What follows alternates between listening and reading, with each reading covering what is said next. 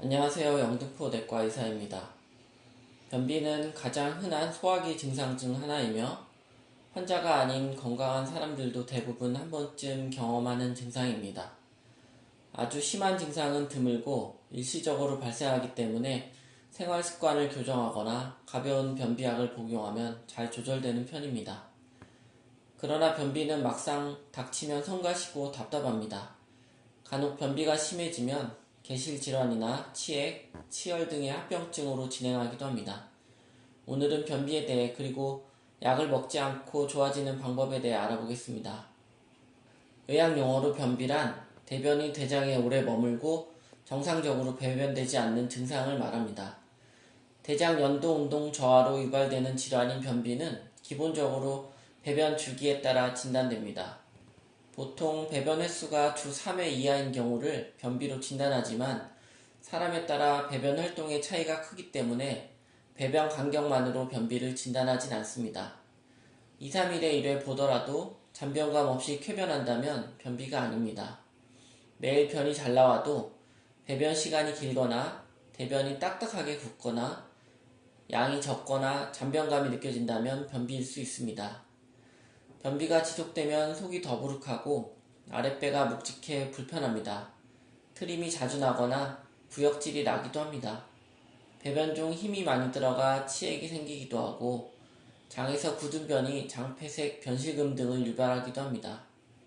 변비의 원인은 대장의 염증이나 당뇨병 등 원인 질환이 분명한 기질성 변비와 특정 원인 질환이 있는 것은 아니지만 대장 기능에 문제가 생겨 발생한 변비, 소위 기능성 변비로 분류됩니다.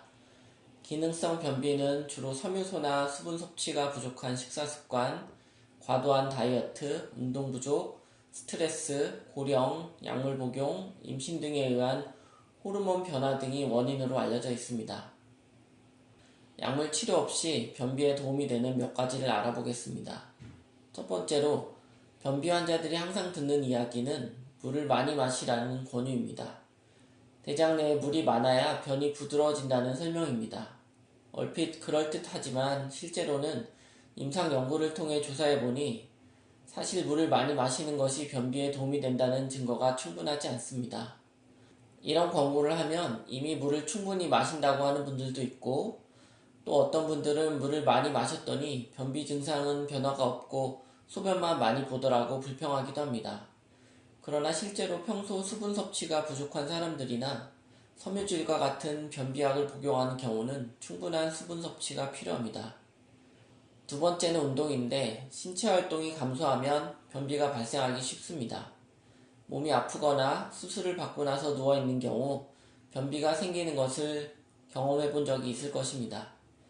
물론 이런 상황에서 먹는 것도 줄어드는 게 원인이지만 신체 활동 감소가 상당한 원인으로 작용하고 특히 노인들의 경우는 더 문제가 됩니다. 운동 자체는 건강에도 도움이 되므로 변비 환자들에게 기본적으로 권고를 하게 됩니다. 세 번째로는 환자들이 가장 궁금해하는 변비에 도움이 되는 음식입니다. 기본적으로는 식이섬유가 대변의 부피를 늘리고 부드럽게 해서 변비 증상을 개선시키므로 하루 20에서 25g의 식이섬유 섭취를 권장합니다. 실제 이만큼 섬유질을 섭취하는 것은 쉽지 않습니다. 예를 들면 브로콜리 100g당 식이섬유 함유량은 1.7g이기 때문에 브로콜리 1.5kg은 먹어야 25g의 섬유질을 먹는 셈이라 불가능합니다. 그러므로 섬유질 함유량이 높은 음식을 선택하는 것이 좋습니다. 미역, 다시마, 김 등의 해조류가 식이섬유 함량이 높습니다. 채소 중에서는 쑥에 가장 많고 차전자피, 콩, 고구마, 보리, 깨, 수수 등에도 많습니다. 현미에는 백미에 비해 식이섬유가 2배 이상 들어있습니다. 과일류 중에서는 대추가 가장 많은 양의 식이섬유를 포함하고 있습니다. 푸른이나 키위는 변비에 효과적이라고 많이 알려져 있습니다. 변비는 환자 중 약 70% 정도가 일상생활과 사회적 관계에 어려움을 느끼는 질환으로 변비를 유발하는 원인은 다양하며 치료법 또한 다양합니다. 운동 및 식이섬유 보충으로 약물 치료 없이 쾌변에 성공하시기 바랍니다. 감사합니다.